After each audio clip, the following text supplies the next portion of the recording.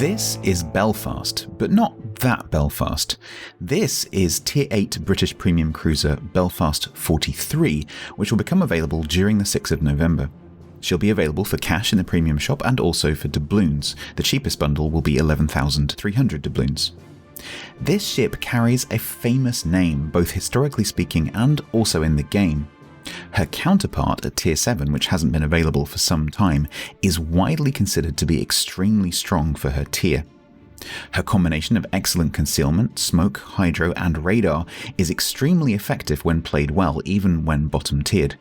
But does the new Tier 8 version, which sees her in her older 1943 configuration compared to the Tier 7's newer 1950s configuration with enclosed bridge, perform like her legendary Tier 7 namesake? Before we find this out, let's hear a little from Killerbin about the real-life achievements of this extremely famous warship, which can still be seen as a museum ship in the heart of London today. HMS Belfast was a town-class cruiser built for the Royal Navy in the run-up to World War II.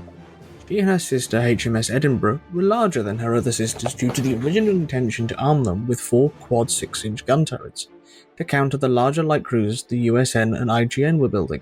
This proved impractical, and so were instead armed with improved Mark 23 triple turrets. On November 10, 1939, Belfast struck a mine in the Firth of Forth, which broke her keel. Exceptional damage control efforts by her crew saved the ship, and she was eventually sent to Devonport Naval Base for full repairs. She was there until November 1942, by which point she had had her armament improved, her AA firepower increased, along with new, more modern radar systems which would prove vital a year later.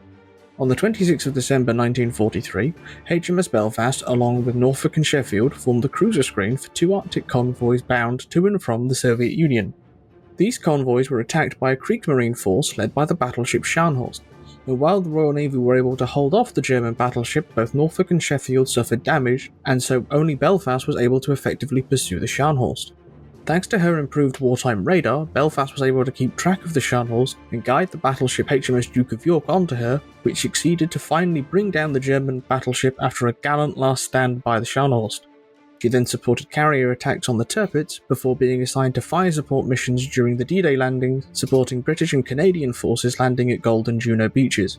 Prime Minister Churchill had intended to sail with Belfast to witness the landings, but only the direct intervention of King George VI stopped him. She opened fire at 5:30 am on the 6th of June, and by the time the fighting had moved inland, far enough to be out of the range of her guns, she had fired 1,996 shells in support. She then moved to the Pacific and was earmarked for participation in the Allied invasion of the Japanese home islands. She spent most of the post-war period in the Far East at Hong Kong, including service during the Korean War. Refitted in 1956 to better suit the post-war situation the Royal Navy faced, she was then used as an accommodation ship from 1966 to 70 following a period of time in the reserve fleet. In 1971 it was decided to prepare her for scrapping, and while the government refused to fund her preservation, a private group did so and was able to secure her release. Support came from Gordon Bager, the MP for Sunderland South, who had served on Belfast during the war. She opened to the public in 1971 and has remained so ever since. In 2017, it was announced that the third of the new Type 26 frigates will be called HMS Belfast to honour the reputation her wartime counterpart attained. At first glance, Tier 8 Belfast 43 is very similar to Tier 7 Belfast in many ways. For the rest of this video, I'll refer to Belfast 43 as 43 and Tier 7 Belfast as Belfast to avoid any confusion. They both have the same excellent concealment of 11 km base, which can come down to a minimum of 8.9 km, which makes 43 the best concealed cruiser at Tier 8. They both have similar maneuverability, similar armour schemes tier for tier, and both benefit from having HE shells unlike their tech tree light cruiser cousins. Their guns have the same range, sigma, dispersion and traverse speed, and the AP shells are the same. Then you start to notice some differences. Tier for tier, 43 is a little low on hit points with only 2,700 more than Belfast, and neither ship has a heal. 43's reload is significantly slower at 10.5 seconds compared to Belfast's 7.5 seconds, making 43's AP DPM 212k compared to Belfast's 297k. 43 has higher HE alpha on its shells, but still has a lower HE DPM of 168k to Belfast's superior 201k. Being a Tier 8 6-inch cruiser, 43's HE penetration is 1/5 instead of 1/6. See my video about the IFHE penetration and plating changes for more information on that. And this gives 43 30mm of base pen compared to Belfast's 25. However, 43 also gets into Tier 10 matchmaking, where most battleships have at least 32mm plating, so that evens out. 43 does have something that Belfast lacks: torpedoes. She has one triple launcher on each side, launching 8km torpedoes which do nearly 16k damage alpha and make 61 knots base. When you're playing in a forward position, these can come in very handy if something large attempts to push you, or just for speculative use against destroyers as they attempt to cap. Another major difference between the two is that 43 has different smoke. It has the short duration, short cooldown smoke you find on the British destroyers.